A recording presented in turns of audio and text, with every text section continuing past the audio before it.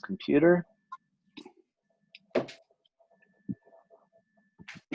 All right, team. So the way we start this is we talk about whatever it is that you want to talk about. So I'll start with a list of topics that y'all want to chat, and let's see where it goes.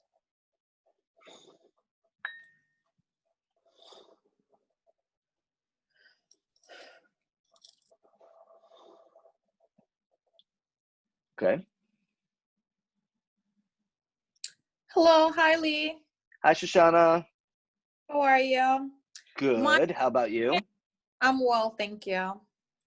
My question is, okay, so you are under contract, you signed you're working with the buyer. You finally got to a point where you're under contract. What are the next steps? Ooh, good question. Okay.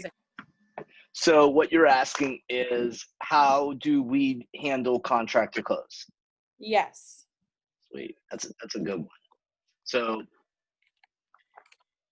there are several steps to well, first off, the first step is congratulations, right? Like, hey, awesome, you put a deal together.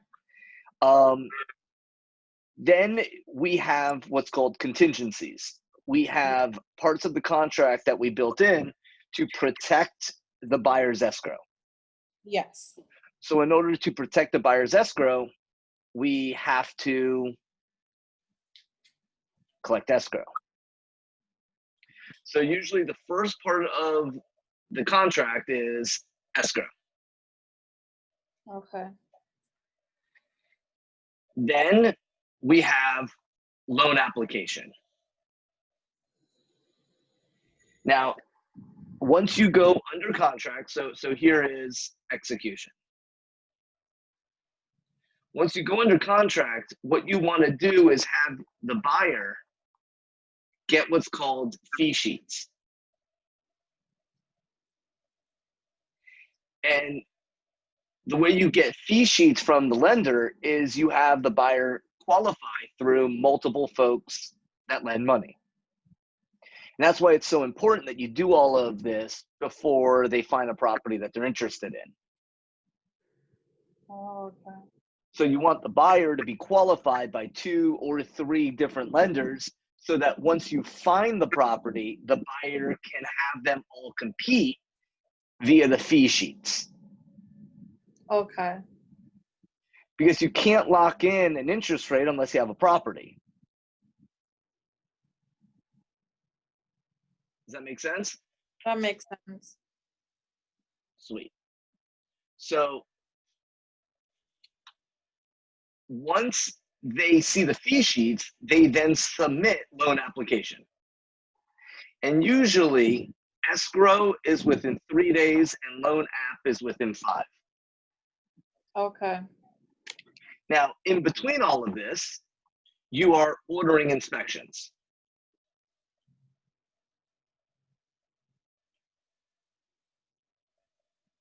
Because your inspection deadline is going to be somewhere between 5 and 15 days.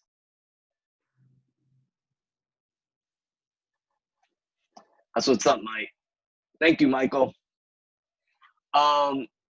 So while you're submitting escrow, while the buyer is comparing fee sheets, you've already ordered inspections to have that done so you can continue to negotiate all within whatever time period the inspection deadline is. Okay. Once you are finished negotiating inspections, once you're finished here, then order appraisal.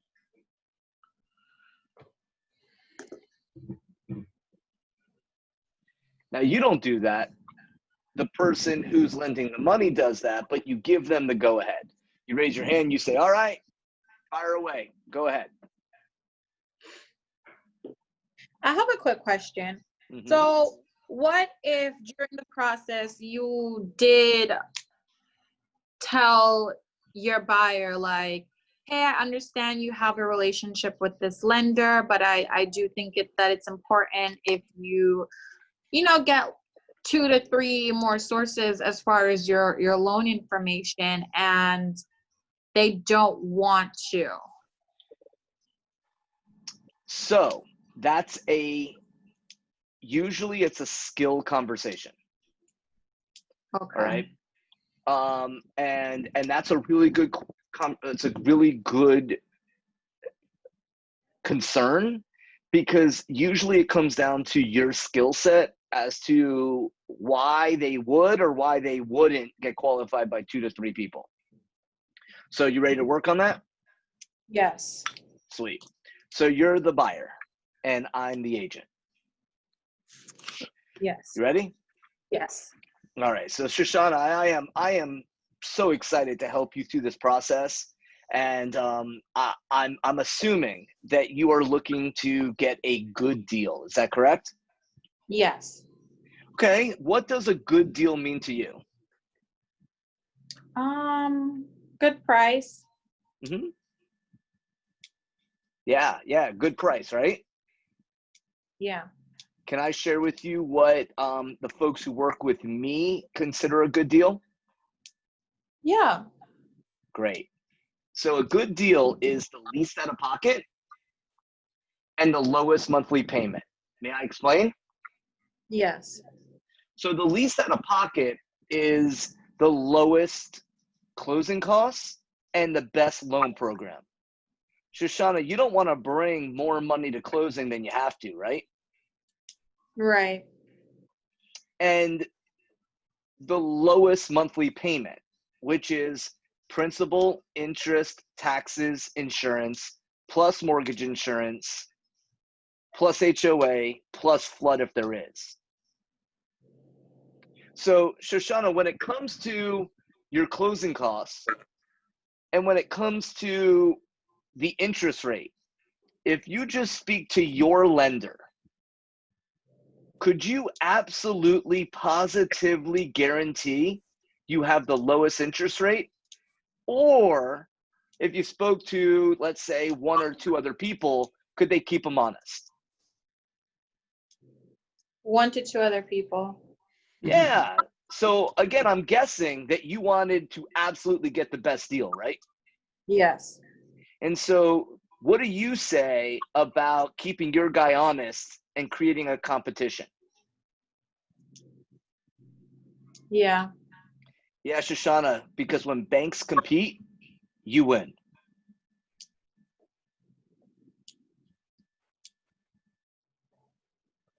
So, Shoshana, did I tell him to get qualified by another lender? Yes.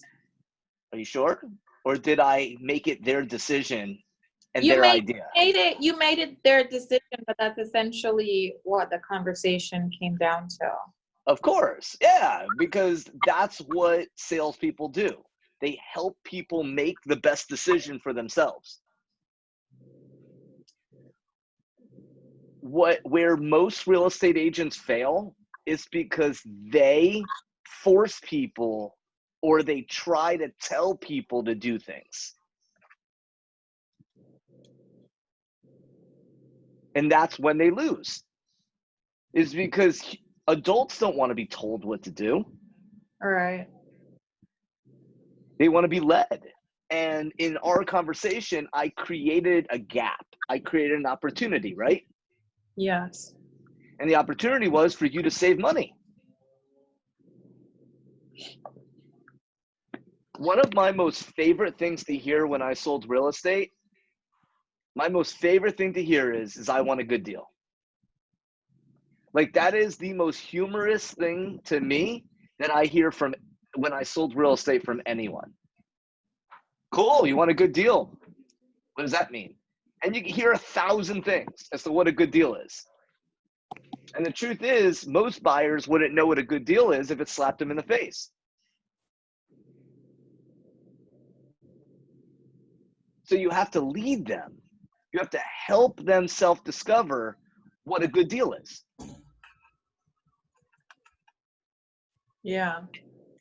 And a good deal is the least out of pocket and the lowest monthly payment.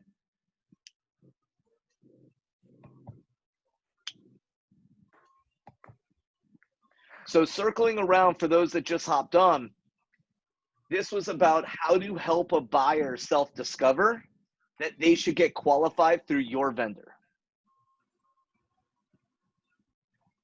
Because if a buyer's qualified through Chase, Wells Fargo, their own preferred people, that's awesome. Like, we don't want them to not be qualified through them. We actually want them to be. And this was a script to help them self-discover that getting qualified through a second or third vendor is in their best interest. Does that help? Yes. Perfect. Another thing, can Yep. I say something? Yeah, for sure. Go ahead. Oh, I'm sorry. Let me take, okay. So I've also noticed what I like to tell them too with the smaller lenders, or like with Supreme, or like if we use our vendor, they're available on the weekends. With those Chase and Bank of Americas, if you're trying to do a deal on the weekend and you need them to run numbers, you're not going to be able to get in touch with them on Saturdays and Sundays. Yeah, so let me add to that. I completely agree. Mhm. When you're in business long enough, you create a manila folder called Mhm. "Don't Let This Happen to You." Right? That's where you're going with it. And so when you have these buyers that poise and they're like, this is the way it's gonna go, you're able to say, I get that. You see, I created this folder, and it's the "Don't Let This Happen to You" folder. May I open it up and share with you a story or two? Mhm. And hey, what if we're at the 11th hour and it's 6:00 p.m. and we absolutely need an answer? Could you imagine having to wait till the next day? Or, man, if we're dealing with Chase, most of their underwriters are in California. And if they're underwriters in California, that means they're 3 hours behind. And when we got to close at 5:00 on a Friday, that's only 2:00 their time. They're not in a rush. They still got 3 hours to close. Mhm. Therefore, you're not going to get the keys on the Friday and we got to wait till Monday. Is that really what you want? Yeah. It's the "Don't Let This Happen to You" folder. And when you build this folder enough through your own failures, you get to speak like Sequoia right there and say, yo, I get it. And do you really want someone, when you say jump, they go, well, I jumped yesterday. Do I really need to jump again? You know what? My feet gonna hurt. Can I jump tomorrow? You want them to say, how high? Yeah. And don't if I'm saying it correctly, the officers, they work off of a salary, so they don't really care. The other people who work off commissions, they are more like, they care if the deal closes more because they're working off commission just like us. 100%. Now, all of this is facts. Mm-hmm. All of this is true. And yet, when you're speaking to someone that you got rapport with, you can talk like this. Mm-hmm. But if you're speaking to a Zillow lead random and you're like, yo, do you really want someone who doesn't answer the phone at 6:00? And you'll be like, who are you? Who are you to tell me all this? All I want to do is see the house. But when you turn around and you go, you know what? I love the fact that you're qualified through Chase. You know what? You're way ahead of the game. And I mean, I'm guessing since you're ahead of the game that you're looking to get a good deal, right? Yeah, and a good deal from the folks that I've worked with is the least out of pocket and the lowest monthly payment. May I explain? And they're going to say, yeah. And then you say, the least out of pocket is the best loan program and the lowest closing costs. I mean, you don't want to bring more money to closing than you have to, do you? And they're going to say, no. And then you say, well, and the lowest monthly payment is the most aggressive interest rate. And I'm assuming that you want to get the best interest rate, not the highest interest rate. And they're going to say, yeah, I want the best interest rate. You say, well, to get the best interest rate, can you absolutely guarantee you have the best, lowest if you speak to one person? or if you spoke to 2 or 3 and created a competition. So when they speak to those 2 or 3, are they pulling their credit? Probably. So that's not going to drop their score and make it, like, do you want them getting their credit hit 2 or 3 different times? So here's the first part. All of you on this call, there's 13 and several on Facebook. Mm-hmm. Y'all got to get your facts straight. Okay. That's the first thing. Y'all sell real estate, get your facts straight. And the way you get your facts straight is you speak to a professional mortgage person. Mm-hmm. Okay? Because, and it's not you, I hear this all the time. Mm-hmm. And it's because y'all have these, and I'm not speaking to you, I'm speaking to everybody on the call because I hear it all the time. You guys make stuff up and you allow the narrative to be run by the buyer. You are a professional real estate agent and you control the narrative. Can I get an amen? Amen. No, but right? But the truth is you control the narrative. And so if you can't answer the way that I'm about to answer you, Mm-hmm. then y'all got to practice and practice and practice till you can speak with confidence when someone says some baloney like that. Because until you, the buyer's agent, have been burned enough times, you will let a buyer run your show. Period. Mm-hmm. The only way to close 2, 3, 4, 6 buyer transactions consistently a month is that they are qualified by your preferred lender and using your preferred mortgage company. Title company. Mm-hmm. That is the only way that you will close. Oh, and your inspector.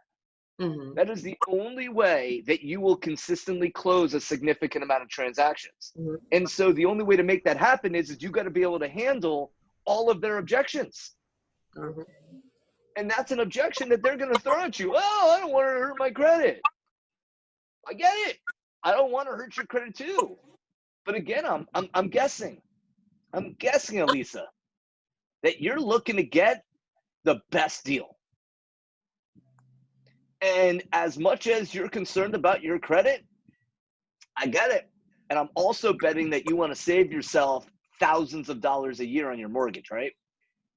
The only way to save thousands of dollars in your mortgage is to have a competition between lenders. So if you knew that your credit wouldn't be affected, would you be offended if I had a second and third lender give you a call so that we could get you the best deal on this house? Lee, can I answer? Can I put in one? Sure. When the second lender runs your credit, he does not go back all the way. He goes back from the date you ran the first one. So your credit score does not get hit by a lot. He does not do a complete credit check.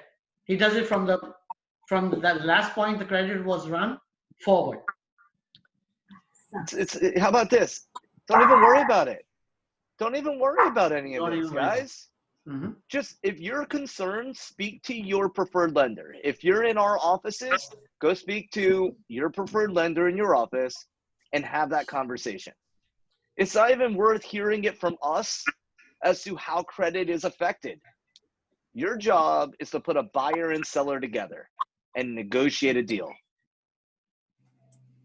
It's not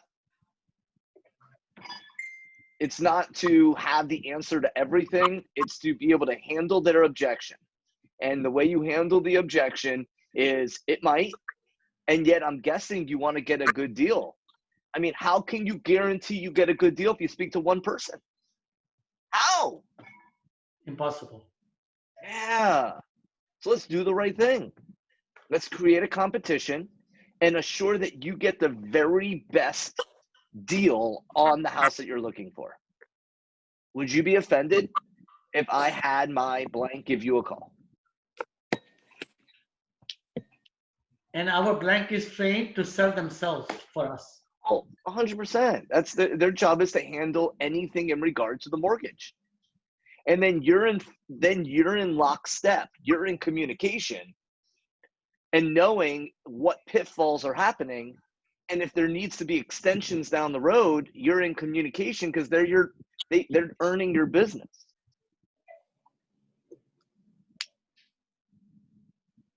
saying is true. So back to Shoshana, where we're at. So after the inspection period, the lender then orders appraisal. Yes. So the appraisal is going to take upwards of 7 to 10 days. Don't take my word for it. Ask the lender. And while the appraisal is in the works, you use the inspection reports. And the inspection reports are the 4-point, the 5-point, the WinMit, the WDO,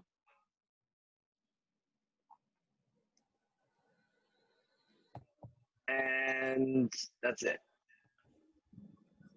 And you use these to then get insurance quotes. Because insurance is going to be a contingency in getting a loan. Mm-hmm. So you're now getting ahead of it, and so that you can start coming up with what the final numbers are going to be for the buyer. Because the sooner you can find out if the property, the sooner you can find out if the property needs flood insurance, the safer you are.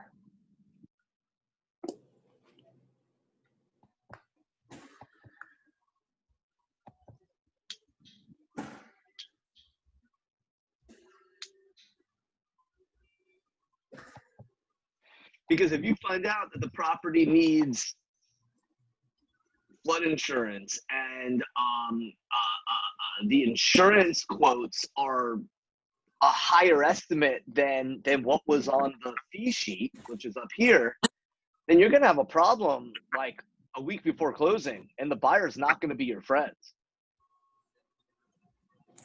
Yep. So you got to protect the buyer by getting insurance quotes as soon as you're done with inspections.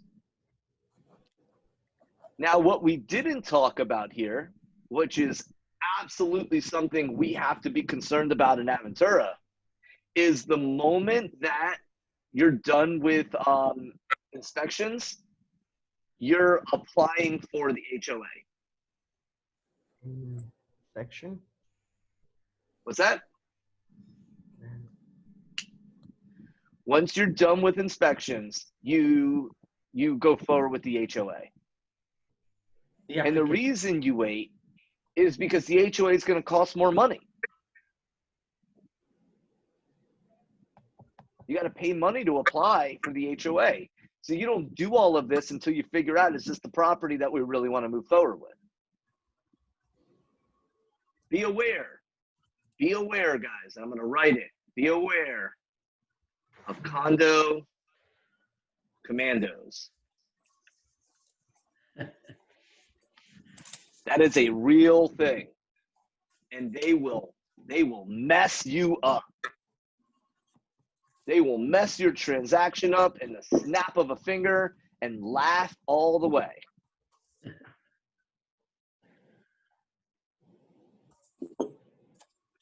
So the reason that you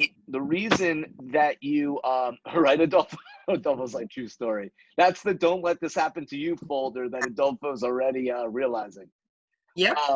Being so young in the biz. Let me get the chat box up here. Let's see what we got here. I got some. So Tony asked, do multiple qualifications affect the credit score? Get that from the lender. Get your answer from the lender.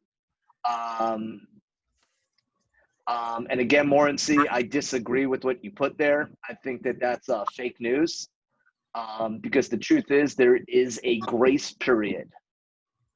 There's a grace period, guys. Once you apply for a mortgage, there's a grace period. So again, don't give facts if you don't know the facts. No, that's Okay? That's not a fact. Sorry, and it because, affects their credit. We're not buying a car, brother. You get your credit run by two people with a car, yeah, that affects your credit.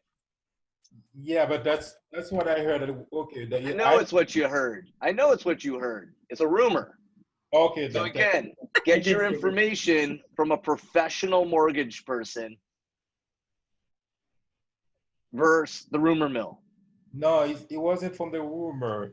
It was from one of our lender. They said if they apply the first time, the Mhm. second time is not affect the credit. Right. So yeah, that's what I said. No, you said yes, it affects their credit after a second lender. No, after the second one, that's in the third one. That's what I mean.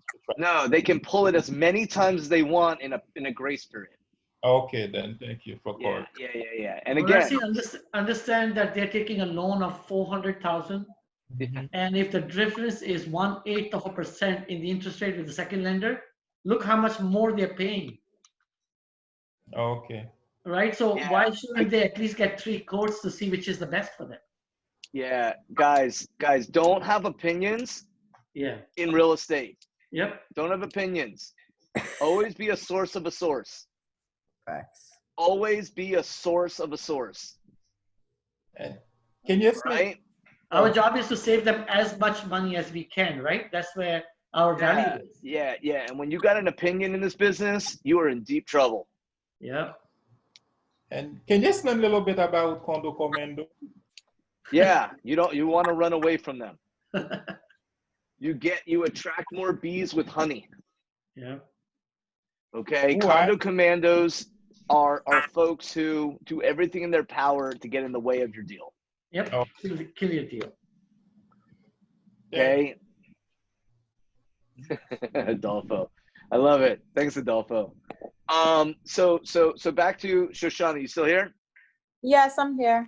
Sweet. Okay, so after you order inspections, after you're done with the inspection period, you order appraisal and start working on insurance and apply to the HOA instantaneously. All of that happens the next day Okay. because the HOA could take upwards of 30 days. So if the HOA takes 30 days and you're supposed to close in 30 days and you're 7 days into the contract, you're in deep trouble, right? Yep. Yeah. Yep. Yeah. Which is why you want to find out how long HOA approval is before you write the contract. So do that homework before you even get into the inspection. Yeah, you ask the listing agent, hey, look, we want to close this in 30 days. How long is HOA approval? Yeah. Oh, they meet the third Thursday of every month. Awesome. It's the second Thursday, which means that as long as we get our inspections done, we can still go through the approval process next week. I have a quick question. Sure. Does closing have to be 30 to 45 days after the contract has been signed? Can it be longer? There are no rules. Okay. There are Everything no is rules. negotiable. Everything is negotiable. And you said find out about the HOA before we write the contract. So, when your client find the property they like, you have to write the offer. It's not the contract. I'm sorry. What was that? Okay, you said we find out about the HOA before we write the contract. Mm-hmm. So when a client find a property they like, it's not. I can't hear you. Who's got a dog barking? Mute yourself. Sorry, please. it's me. Yeah. So let me answer it this way, Morency. Mhm. Okay. Before you write an offer, Mhm. you want to speak to the lender. I'm going to Okay. repeat this. Before you write an offer, you want to speak to the lender. Yes. You also want to confirm that all the timelines are in your favor. Okay. So, Morency, if you write an offer in a condo, closing in 30 days, you with me? Yes, I'm listening. Yes, go ahead. And HOA takes 30 days. How are you going to close in 30 days? I can't. Well, then what's the point of writing an offer that you now have to change?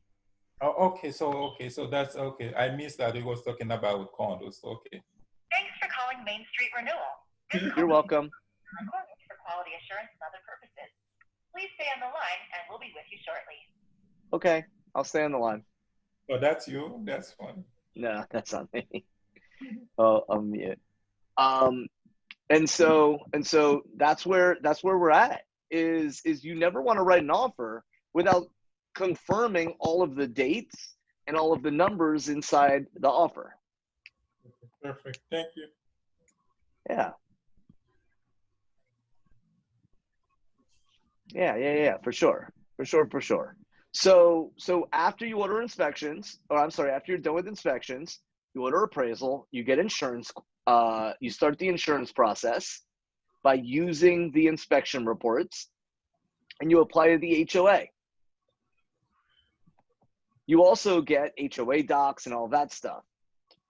I'll give you guys a fun fact of HOA docs. The fine print in the HOA addendum or condo addendum, let me rephrase that, to the condo or HOA addendum, says that buyer has 3 days upon receipt of condo docs to cancel the contract. So Morency, if Yes. you're the listing agent and you get me the condo docs the day before closing, what does that mean? So you got only 2 days. Okay. Can you repeat that again? Yeah, no problem. If this is why it's so important, guys, that you read your contracts and you study your contracts, because your contracts are your weapons. They are your arsenal. And if there's one thing that I loved about being a professional, a top salesperson is when I went up against newer agents, is that I got to eat you for breakfast. And it's not because I'm any better, it's because I understand the contracts. And so in the contract, there is, or one of the contracts, there's an addendum, and it's called the condo disclosure. I'm sorry, the condo addendum and HOA addendum. And in there it says that the seller is responsible for submitting or providing the HOA docs, the condo docs, to the buyer. And the buyer has 3 days to review, which means that if the listing agent forgets to get the docs over to the buyer and they get them over to the buyer the day before closing, the buyer legally can back out of the contract the day before closing and keep all their escrow. Okay. That's the fine print in the contracts.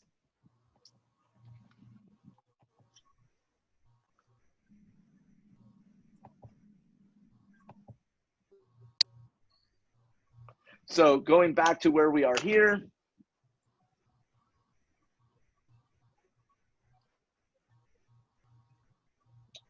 you have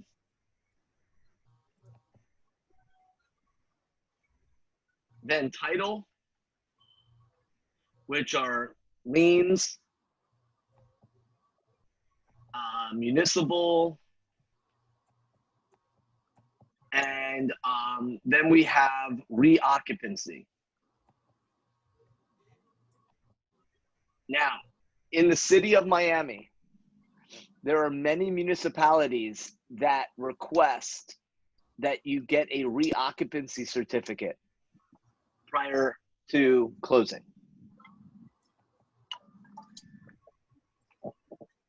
Don't blow past that. That's a big deal, especially as a listing agent. And then you have walkthrough. And then we're done.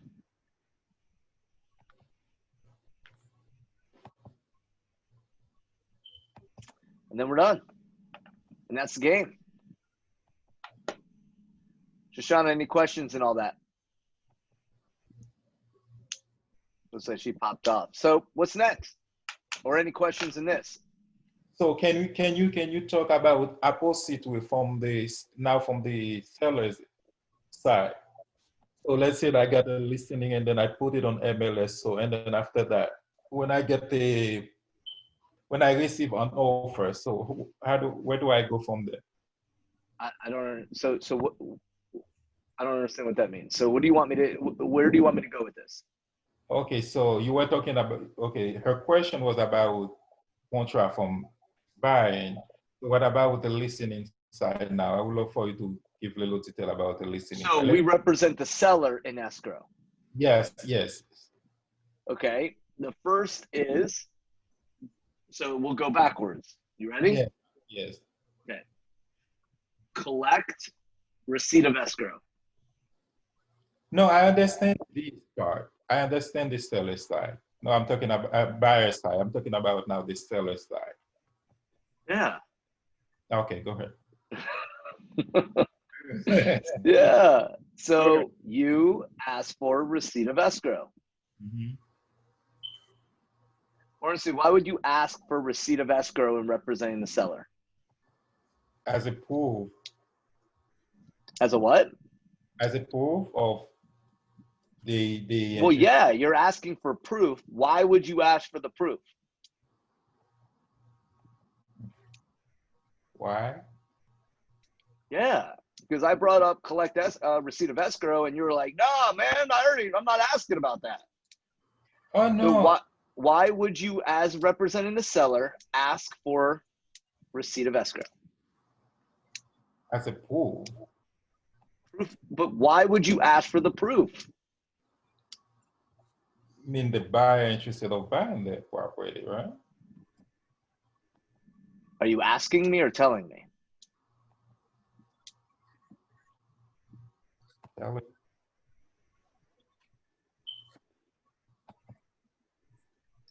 All right, I'll help you out. So in representing the seller, the reason that you ask for receipt of escrow is so that you have a bona fide contract. If escrow is not submitted, you do not have a contract. The buyer is already out of contract. Bonafide contract, okay. And the whole point is that you have a contract that you could get to a finish line with. Okay.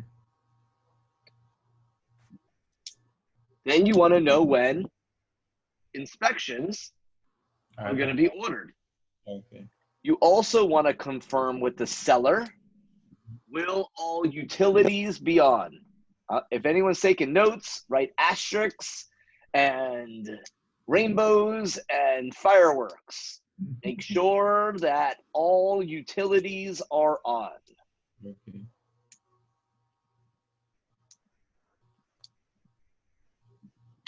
For the walkthrough, right?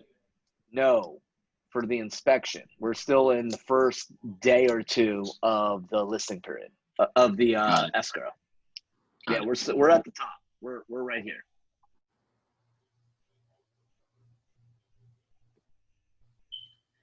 Then after inspections, we want to be notified for the appraisal so that we could be there and have a conversation with the appraiser. Bring up some cookies and comps, the CNC. Not M&Ms, but the CNC. Cookies and comps. Then we hang out all the way down here and we schedule the walkthrough and then we're at the closing table. So what did you guys see as a difference between the seller and the buyer?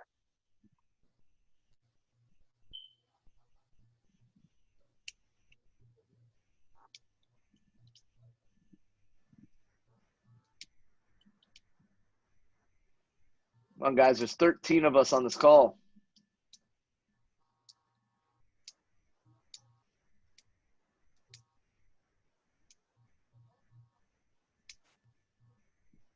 What was the question? I'm sorry. The difference between representing a seller and representing a buyer.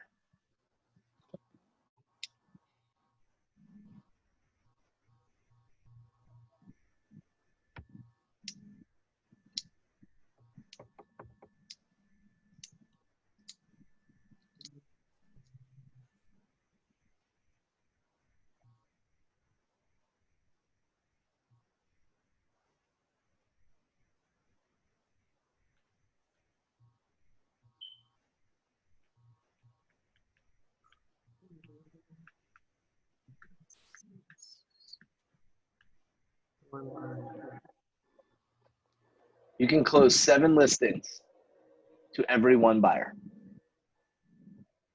Wow. Hopefully more of you went wow too. And the whole reason is because when you go back to what we just went over, this is all the stuff that a buyer has to do, and all a listing agent has to do is get receipt of escrow, make sure utilities are on at the inspection, and schedule a walkthrough. That's it. Wow, and I'm always looking for buyers instead of listings. That's crazy. Well, it's because buyers are easy. That's why. You see, everyone wants to be a listing agent, but most listing agents run out of money before they could actually become listing agents. And so they fail out of the business. You see, buyers fund a listing agent's career. True that. A true listing agent doesn't work buyers. A true listing agent runs a highly leveraged business where others are working buyers and they are out taking listings. That's ingenious. Well said, Lee.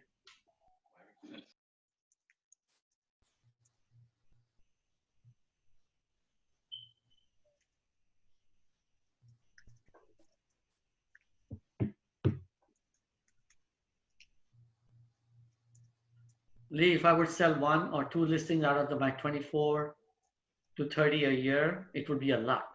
And that would be also when a buyer says, I want to buy this house. This is the only house I want. Mm-hmm. Well, working buyers, the key to successfully running a buyer-based business is following a system. And either the buyer fits your system or you don't work with the buyer.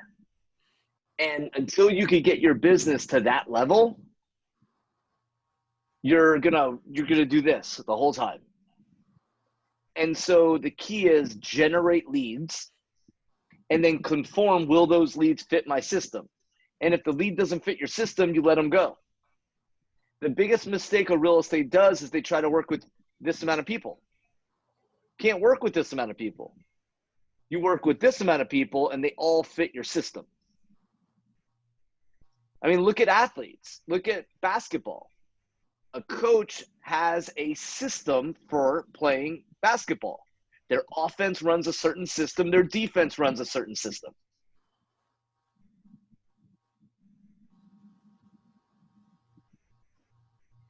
And so as long as you're generating leads, you get to pick and choose who you're going to work with. But if you don't generate leads, you have to work with whoever shows up. And usually that means that you're stressed out, you're not making money, and you hate your life. That's true. Word? Can I get an amen? Yes, that's amen. Amen. Amen. But that's the trick, guys. That's the secret. The secret is focus on generating leads. I'll give you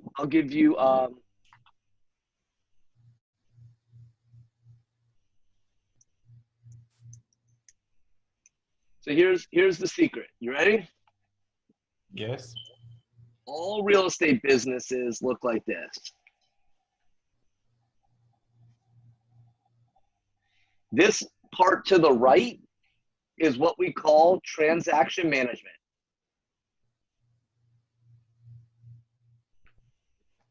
This is why everybody gets into the business, to deal with the moment a buyer or seller raise their hand and say, I want to buy or sell. To be a realtor. That's why y'all got in the business, to be a realtor. And this process is usually 7 to 10 weeks. And that's why many of you that have been in the business a while, you make $10,000 and then you have 2 months of zero. And then you make $8,000 and they have a month of zero. And then you make $6,000 and then you have 3 months of zero. And then you make $10,000. And at the end of the year, you close $1.5 or $2 million. Because all you want to do is be a real estate agent versus running a real estate business. Because on the other side, we have lead generation. And this is one-way communication. One way, one way, one way, one way, one way, one way, one way, one way, until finally we have a conversation with somebody about real estate. And then we put them into our follow-up system. And follow-up is two-way communication. But the key to a follow-up system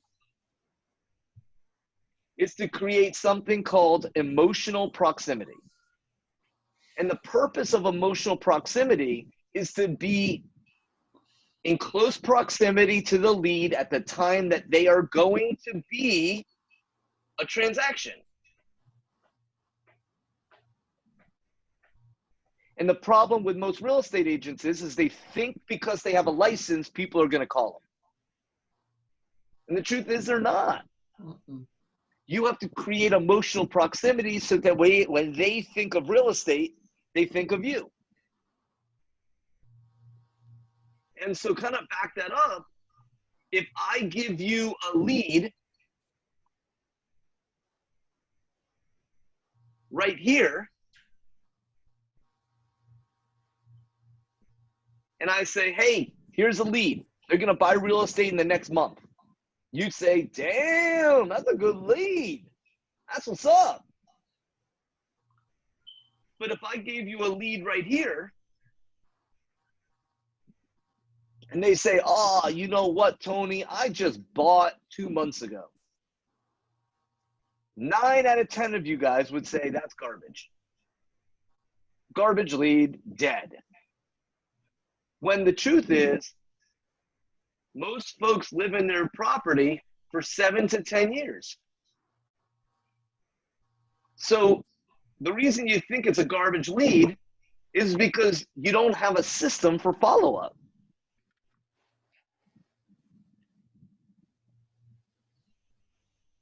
What the top teams in the top businesses in real estate, they've mastered 3 things. They've mastered a model and a system. Adolfo, unmute yourself. Done. Do you follow a system for selling real estate? I do, yes. Yeah. You know exactly what to say, what to do, how to deal with the person, how to get a buyer through escrow. You have a model, right? Right. Yeah. So the second thing that real estate businesses need is technology. And that's to make your business easier and scalable. And the third is they have to have the right people in their corner. When we say model and system, technology and people, that's in lead generation, that's one in follow-up, and that's in transaction management. But the reason most agents fail is because they do these three out of order. They say, oh, well, I have command and I'm going to hire a transaction coordinator. But they have no system. They just wing it in this whole thing together. But if they have a model, they have a certain way of doing their business, then they leverage it with technology and then have a coach to hold them accountable, the world is theirs. The sky's the limit. Eddie, are you a productivity coach? Yes, sir. Does the program that you leverage, are you able to help them through a technology called Command? Yep. Yeah. And do you understand a model on how to help people generate leads? Yep. Do you have a model to help them with follow-up? Yep. Do you have a model to help them efficiently through transaction management? Yep. So folks, if you don't have a coach, you're literally hemorrhaging the third part of your business. And the purpose of group coaching here is so that you can figure out where are you in your model and system, how to use the technology, and most importantly, bounce ideas off so you can get the people game down.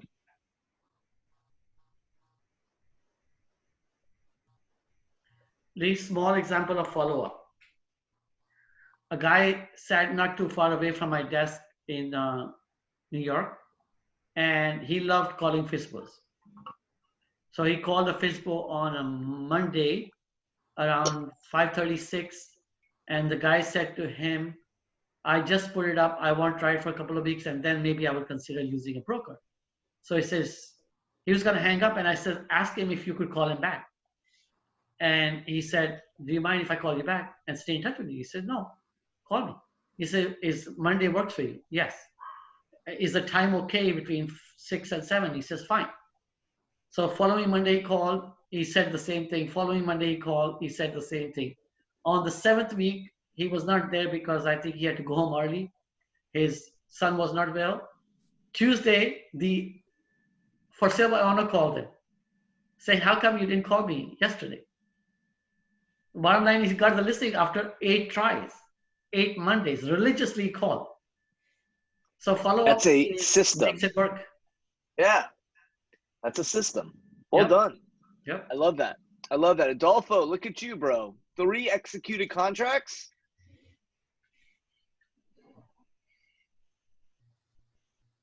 Uh-oh. Oh, you're still muted. There you go.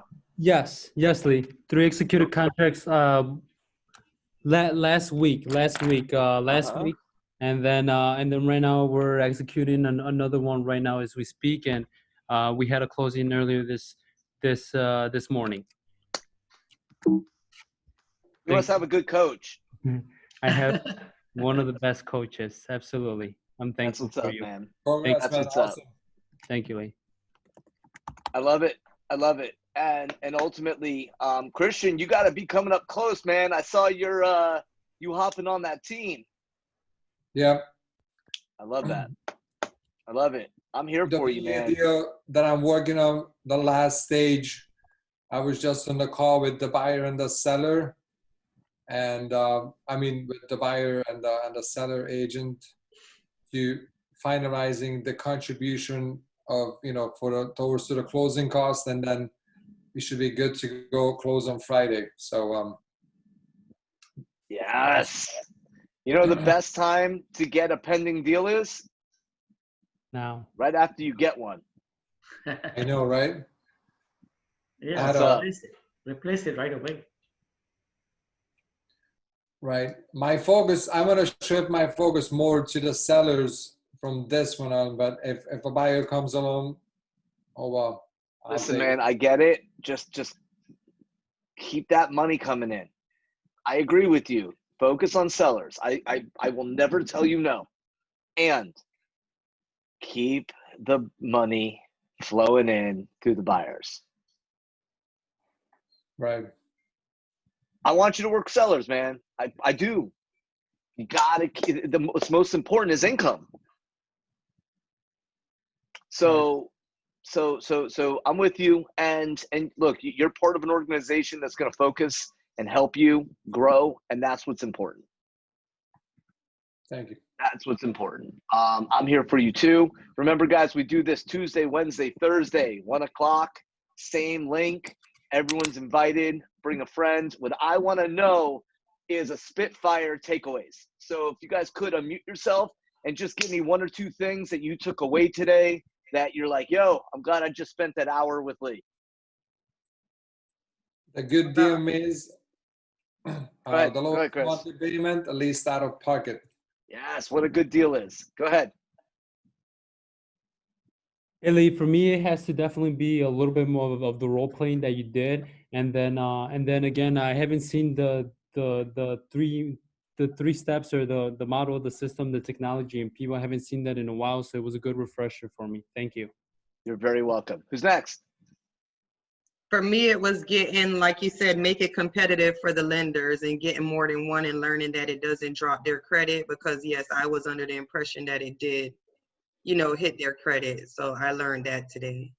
Awesome. Thank you. Who's next?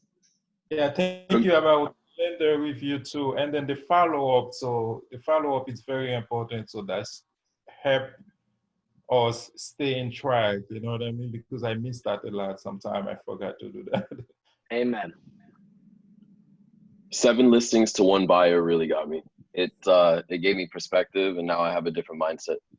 Yeah, see, Tony, you being dual career, it's almost impossible for you to grow a real estate business buyer based.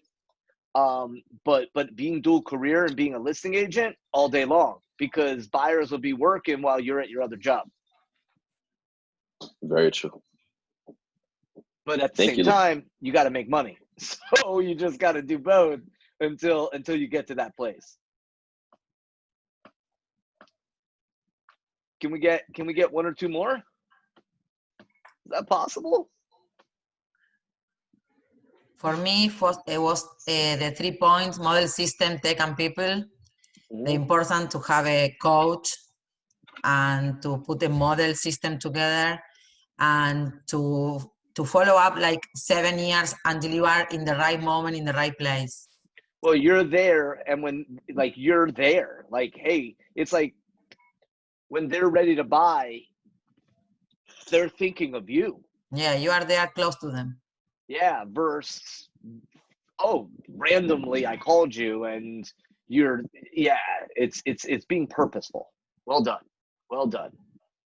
All right. Liz, do you want to share something? What's that? Liz. She's mute. Yeah, I see. Go once. Going twice. Well, this was fun.